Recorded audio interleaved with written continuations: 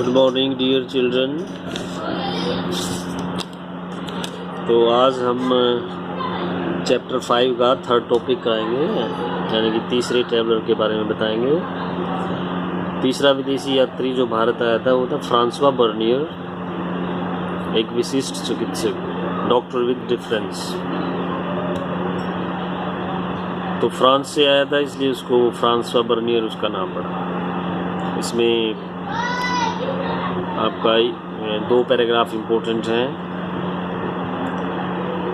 Second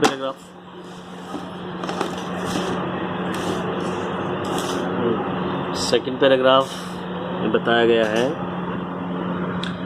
कि यूरोपीय लेखक जो थे उनमें सबसे प्रसिद्ध नाम बारबोसा का है, दुर्वाती बारबोसा, जिसने दक्षिण भारत में व्यापार और समाज के बारे में बताया है।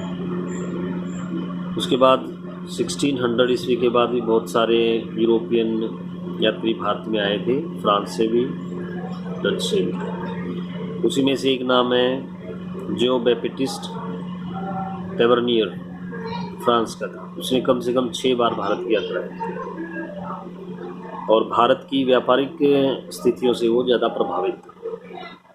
और इसके बाद इटली से एक चिकित्सक, फिजिशियन, डॉक्टर आया था, जिसका नाम मनुकी था।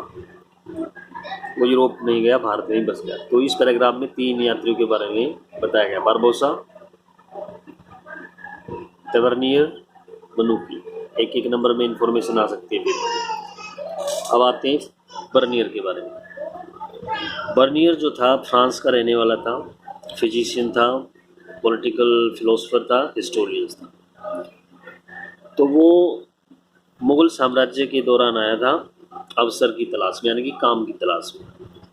भारत में वो 1656 ईस्वी से लेकर 1668 तक 12 वर्ष तक रहा और मुगल दरबार जो था, मुगल कोर्ट, उससे वो काफ़ी क्लोजली जुड़ा रहा। शाहजहां जो मुगल सम्राट था, उसका जो सबसे बड़ा पुत्र दारा शिकोह था, उसके फिजिशियन के रूप में, चिकित्सक के रूप में दरबार में जुड़ा रहा। तो ये उसके बारे में इंफॉर्मेशन।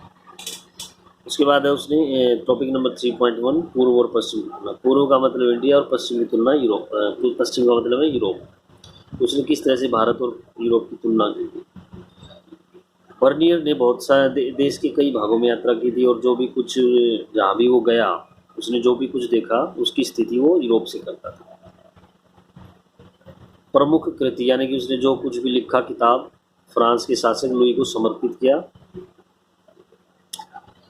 लगभग प्रत्येक दृष्टांत में, प्रत्येक मतलब लेख में, बर्नियर ने भारत की स्थिति को यूरोप में विकास की तुलना से दयनीय बताया, कम बताया कि भारत में जो विकास है वो कम हुआ है, यूरोप में विकास ज़्यादा हुआ। भारत की स्थिति को दयनीय बताया।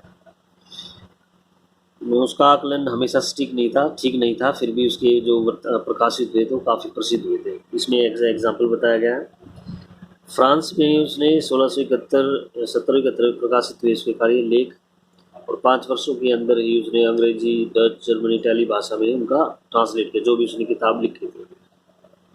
तो इससे वो काफ़ी प्रसिद्ध हुआ था। तो उसने भारत के बारे में ये बताया। Next topic,